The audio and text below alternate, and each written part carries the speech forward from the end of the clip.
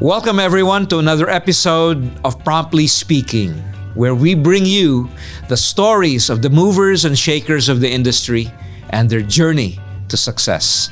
I'm your host, Jack Madrid, and today's special guest is Cosette Canilao, the President and CEO of Aboitiz InfraCapital.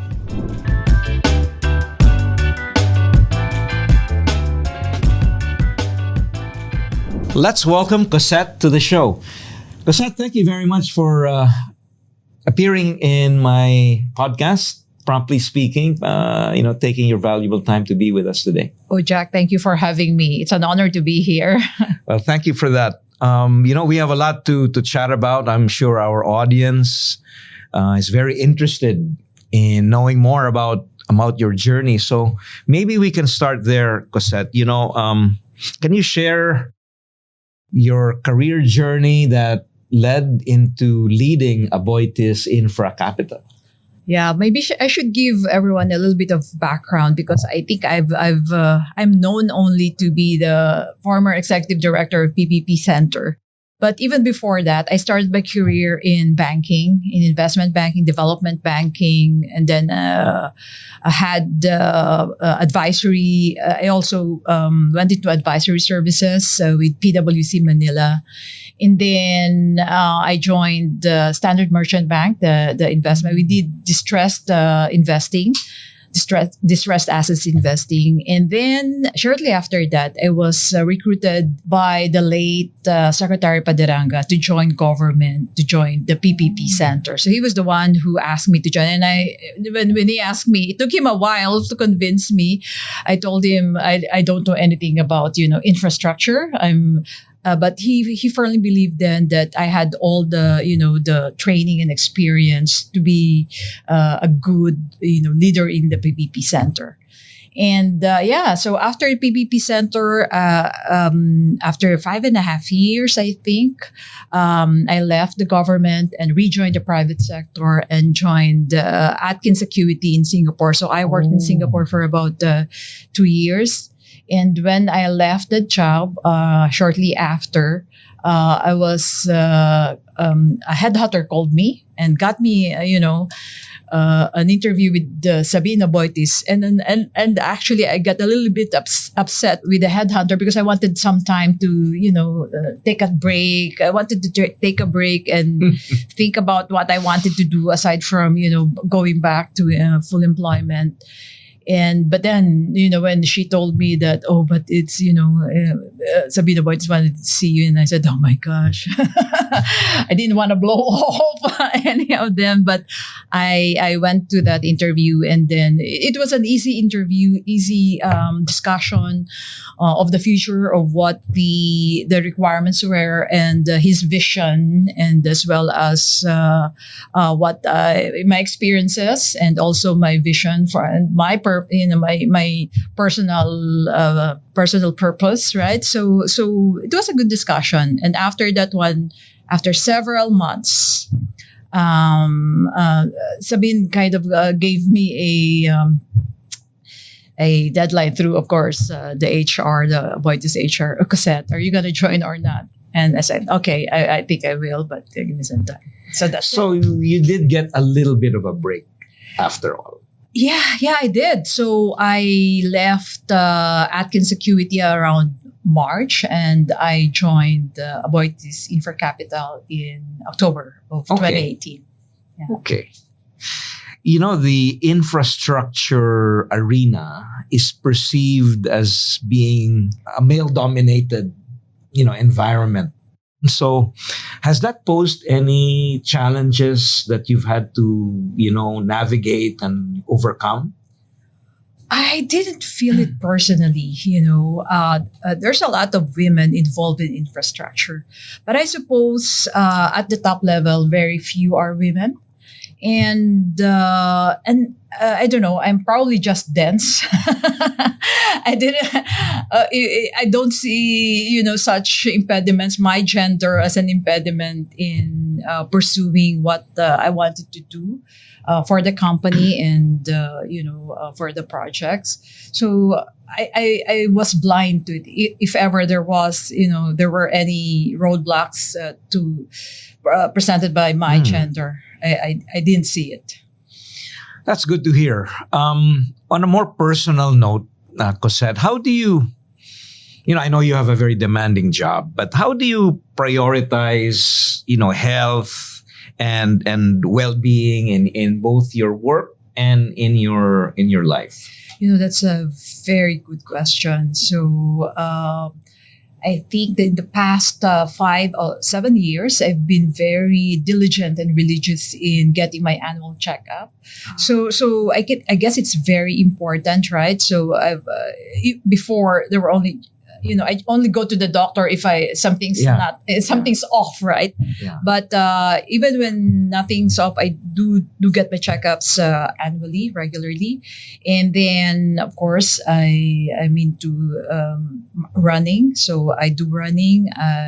When I was with government, that was also very a stressful environment. I used to do a lot of yoga.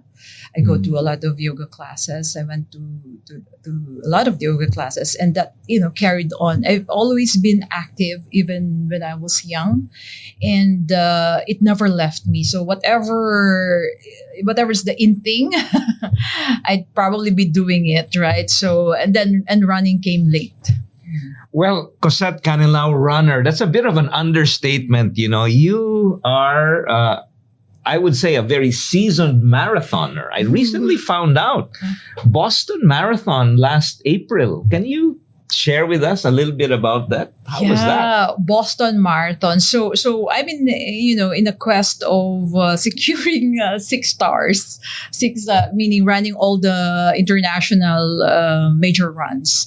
So I've done, my first one was Berlin, and then it was followed by Chicago, then New York.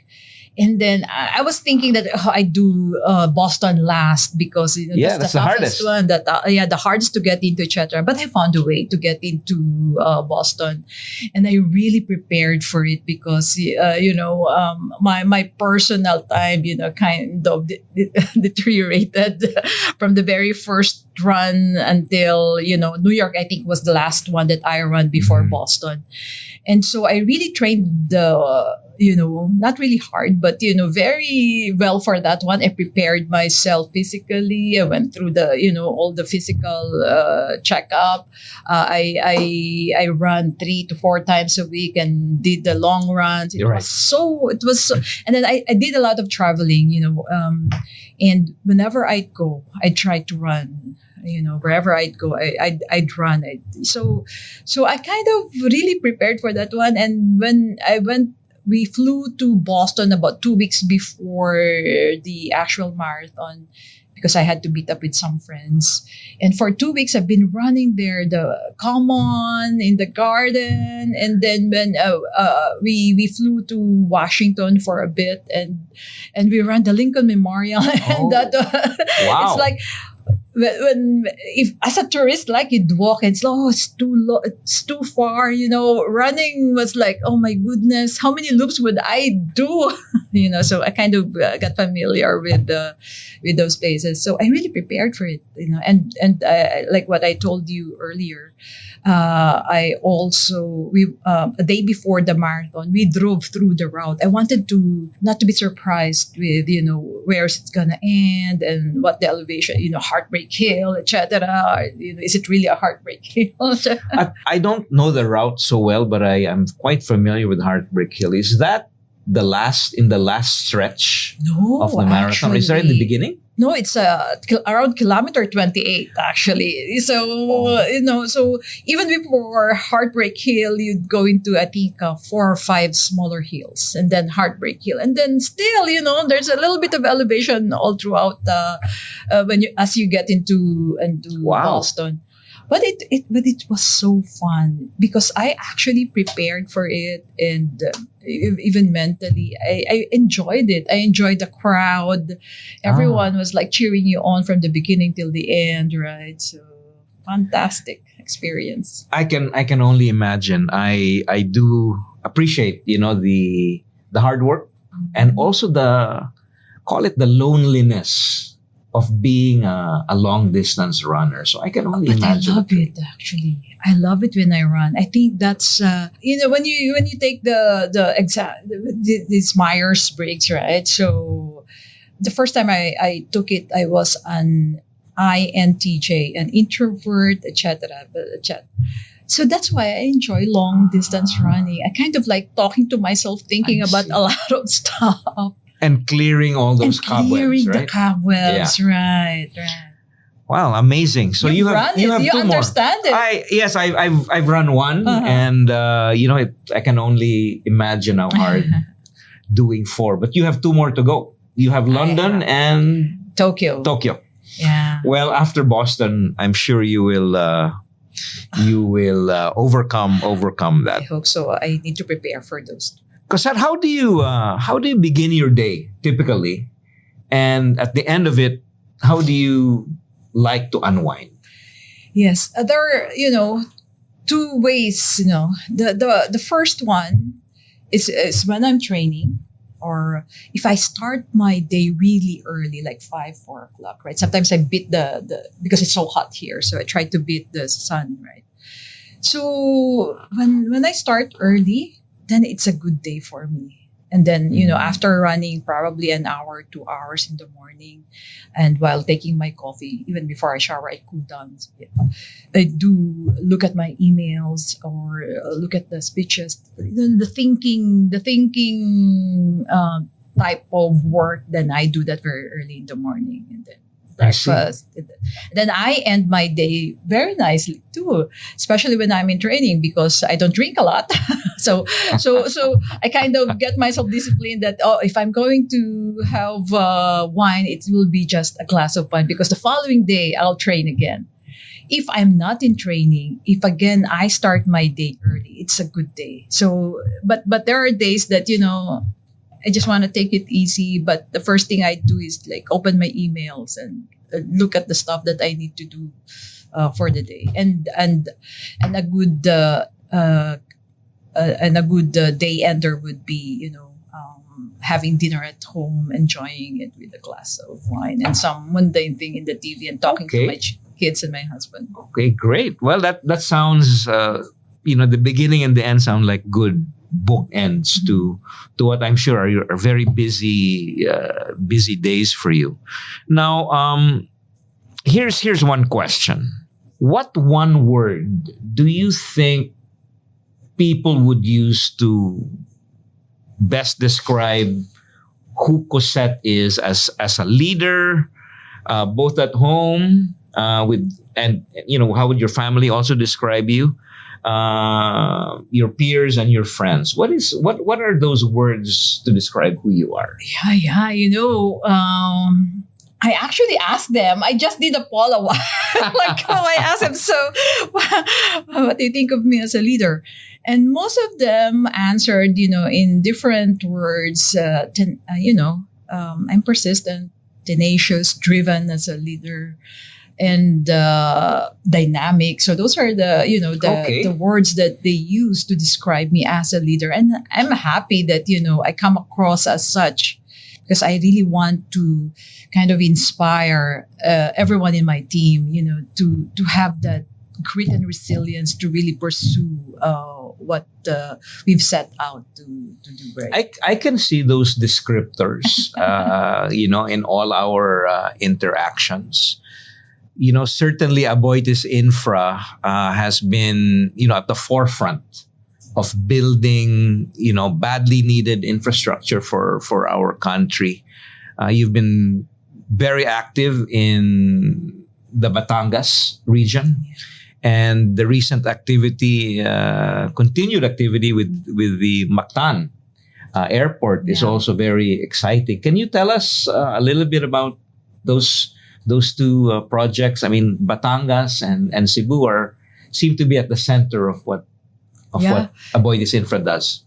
Yeah, so Lima Park is our largest industrial anchor development. And when the Aboitiz Group took over from the Alcantaras, it was around 300 hectares. Already. Right. Right now, we're around the footprint is around 900 hectares already. Wow. Yeah, and it's really an ecosystem, a full ecosystem of infrastructure services. So we sell land for the locators. We have now the commercial area, and we're opening the business area next week. I'm very proud of that project, of that business, because it's in the countryside. I think we need to develop more our countryside, right? And through our economic estates, we do that. And we also have actually two in Cebu, one across Mactan airport, and the other one is in Balamban, which is in the western part of Cebu, and that's really for heavy industries. And we recently launched our Tarlac estate, Tari. We call it Tari Estate in Tarlac, and we're going to do the same concept as what we're doing in Lima, which is a full service to all our locators and the community surrounding it. And and then Mactan Airport. So that's one of in InfraCapital we have 4 business pillars, and that's of course the largest is the economic estates, and the other one is in airports, right? Transport and mobility. We acquired Mactan Cebu International Airport. We got into in MCIA, I think in last year. Oh my goodness, I feel like, it's a long time ago. But yes, so that was the first PPP project of the Pinoy administration in airports. And I was actually with the government then when we bid it out. Right. And it's so serendipitous that, when I joined Aboitiz, it became available for us to invest into. And that's the first major asset that we have in that business pillar. And we're hoping that we'd grow that platform with the 2 unsolicited proposals that we currently have with the government for Laguindingan and Bohol airports. So that, and not only in Cebu and Tarlac and in Batangas, we also have a big bulk water project in Davao City, the biggest operating bulk water facility, 300 million liters per day. Wow. It's such a huge mega infrastructure. And we broke ground in 2018, and we were, all throughout COVID, we kind of just stuck at it and completed it. And earlier this year, we had our commercial operation. It sounds like a very successful project. We went through a lot of challenges. COVID. Conversion of the land, etc. So to finish it and to see it's working as what we've envisioned it to be, it's very, very gratifying. Again, that's the same feeling that I get whenever we'd finish a big infrastructure project. The impact on the community, the impact on the country, it's very, very gratifying. Do you see water as one of the new pillars moving forward? That's actually one of our pillars, water. So we also manage the estate water distribution of Lima and all of other economic estates. As now the airport, we're also looking at it. Let's switch gears a little bit, Cosette. My next question is about who are some of the leaders who have inspired you throughout your career, and maybe describe what lessons you've learned from these leaders? Actually different mentors all throughout the different phases in my career, right? The first one was when I was, of course, building my technical capability, Totit Bisnar and Macy. I still remember them in PDCP, development or investment house. So that was a really great first job, and I think I honed my technical skills when I was with PDCP. And then when I joined Planters Bank, then the lady bosses there, they're like kick-ass, badass lady bosses. Wow. They take care of themselves physically, and at the same time they take care of their home, and they mean business when they're in the office. So that's what they're such a great role models, right? And at that stage of my life, when I'm also starting to see what's next, right, to develop as a person too. And then of course then Secretary Paderanga, his vision is amazing, right? Actually, when I was already with the PPP Center, the very early days, we were walking in Eastwood in Libis, and then he told me, Cosette, if you become successful in our in pushing for our PPP program, these empty buildings will be filled with offices, etc. Once we cascade the PPP to the LGUs, the multiplier effect of them doing PPPs will be so much, and it really happened, right? So his vision, I really respect his thoughts, and the way he looked at things. That's quite inspiring. Yeah. And may I say another one? Yes, please. And then this one, I rarely say this one, but Cesar Purisima, and the cabinet during Pinoy time, I reported to all of them. Babe Singson, Greg Domingo, Butchabad, amazing, and Rene Almendras. The combination and the dynamics there, between them is quite interesting, and I really look up to them and the way they run, their shops. Very, very insightful. Quite an impressive list. I know, right? And they made me go through the hoops there. Cosette, what are we gonna do next? But I'm glad, that I reported to them. So that's good. Certainly, with those prominent list of leaders, that really has equipped you, into your present role, and helped in build who you are today, persistent, dynamic, and very much suited to the demands of your role. I have some surprise questions for you. Okay. Cosette. And the only thing I ask you is not to think too hard about these questions, and maybe just think about the first thing that comes to your mind. Sure. When I ask you. It's going to be, very fast. Sure. What is your favorite comfort food?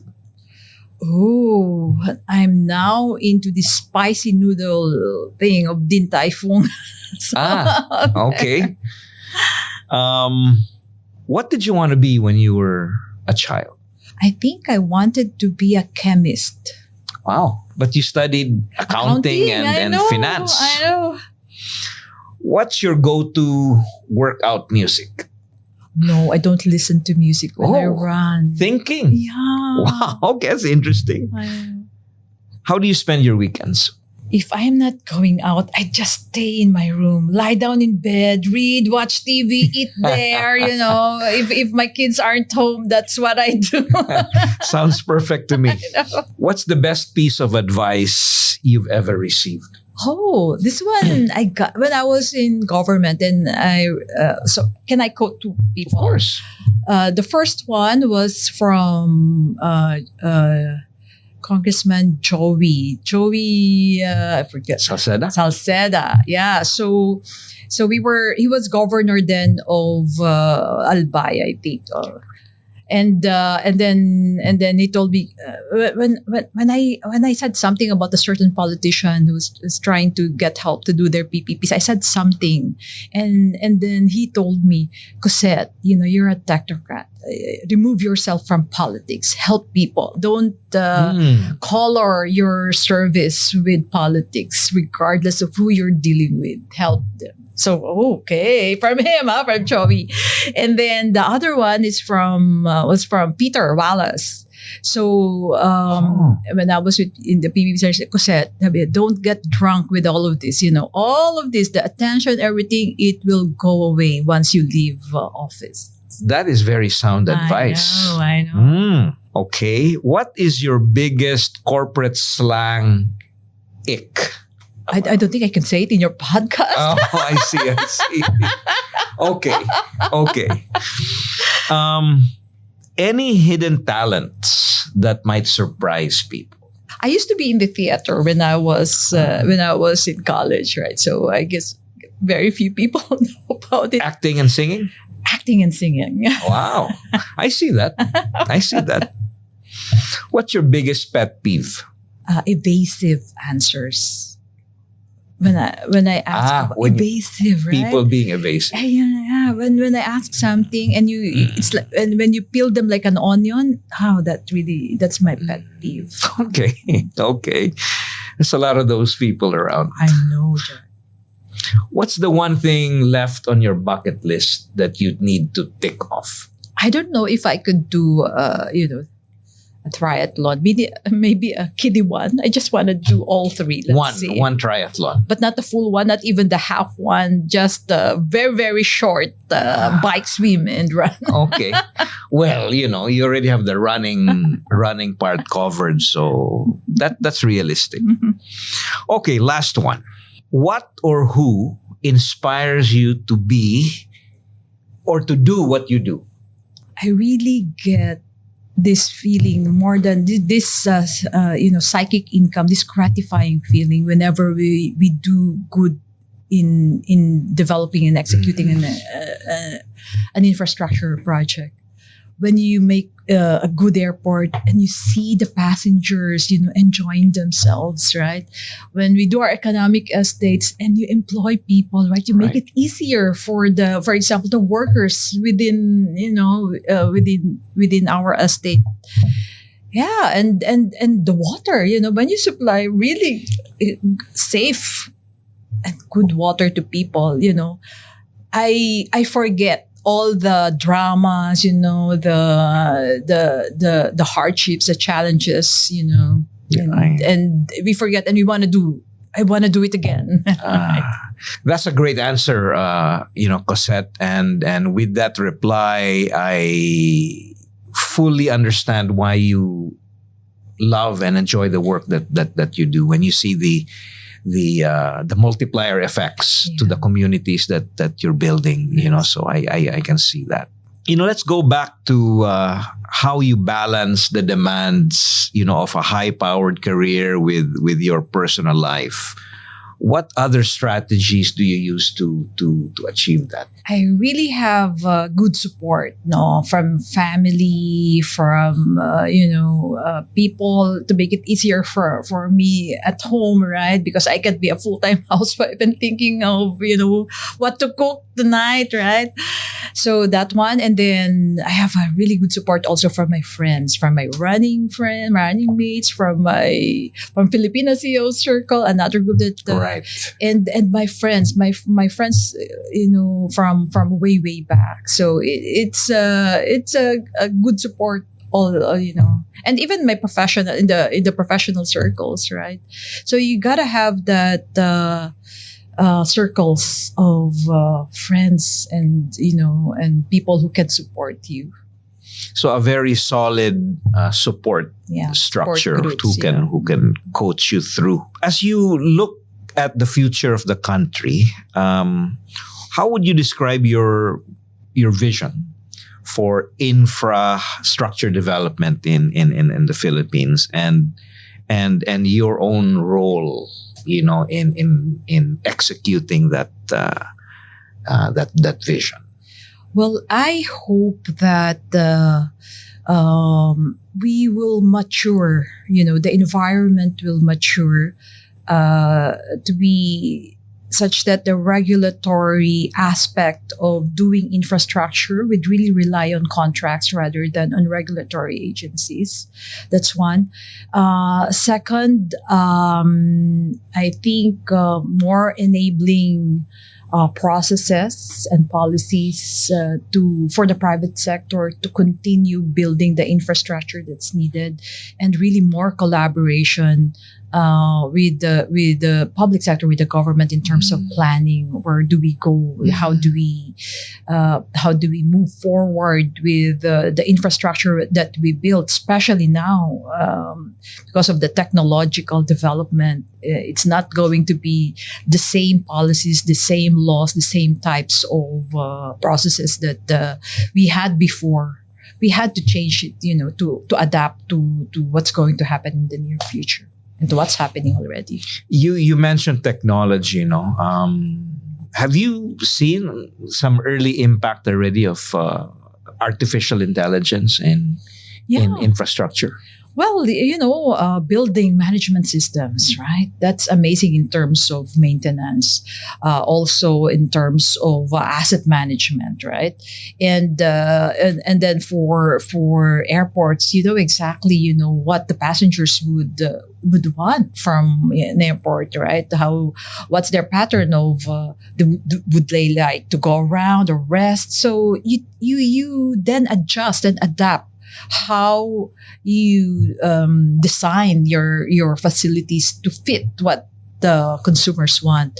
So it's amazing. It's where maintenance would be easier, and there'd be lesser downtimes, right? So as we wrap up our very insightful session, maybe you can just describe what specific initiatives and projects that you are most proud of, about that were built by Aboitiz InfraCapital.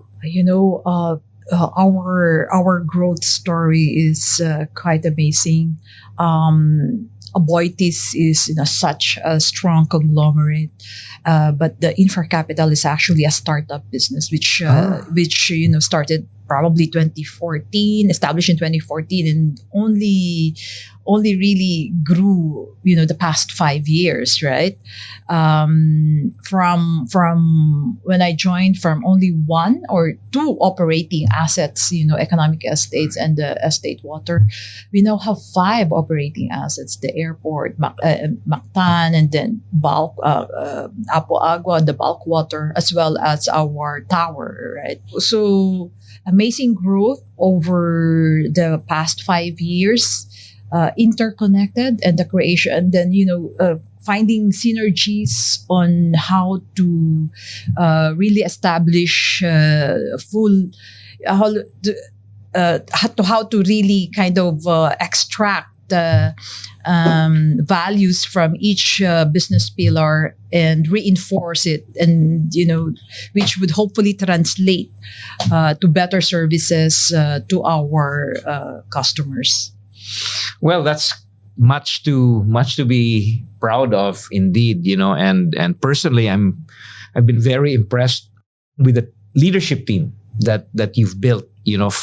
I work closely with Rafa de Mesa and his team, and they are amongst the just a wonderful team to work with. Very who are quite visionary. Right? So so congratulations on all that success.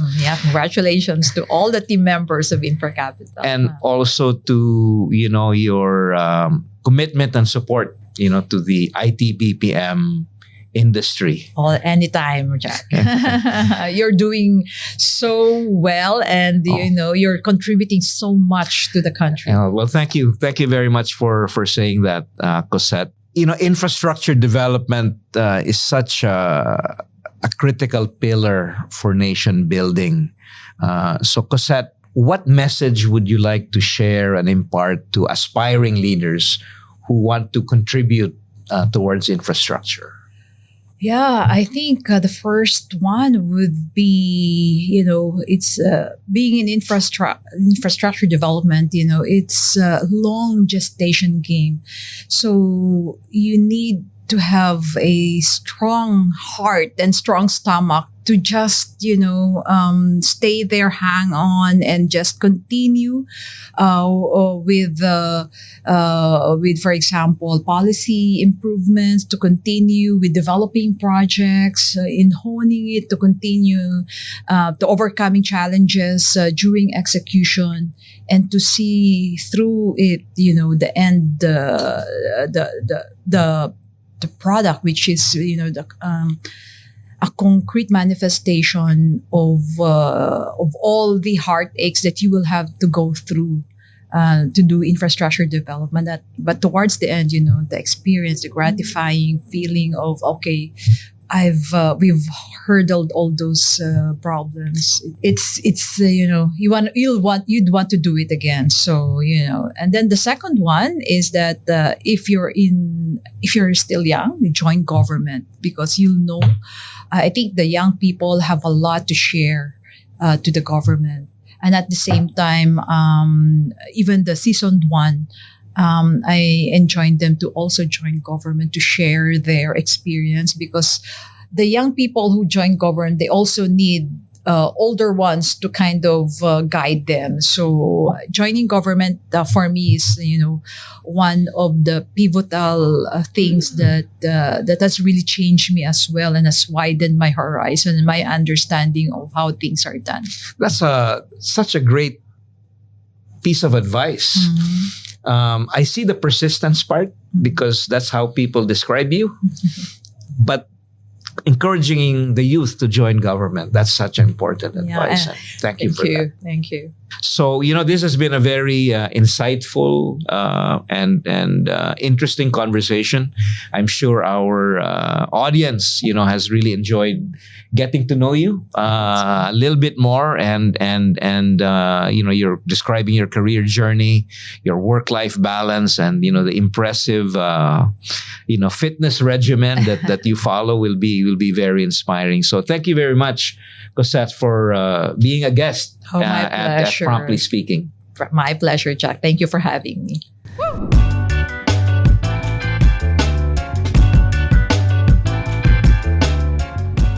Thank you for tuning in to another episode of Promptly Speaking. I hope you enjoyed our session today, and I look forward to seeing you in our next one.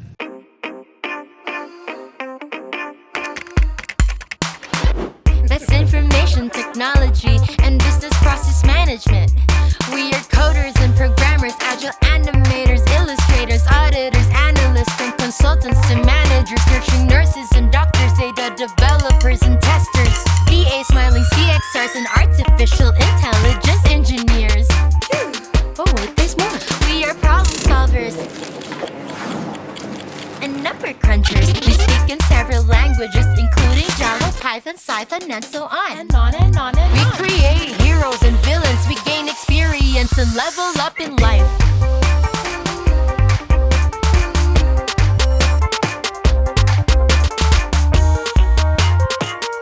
We are the IBPAP industry, working with the Philippines. Join us.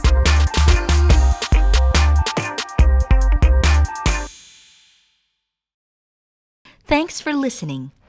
If you enjoyed this episode, be sure to follow and subscribe to IBPAP on Facebook, LinkedIn, TikTok, and Instagram. Stay tuned for the next episode on Spotify, YouTube, and Apple Podcasts. IBPAP.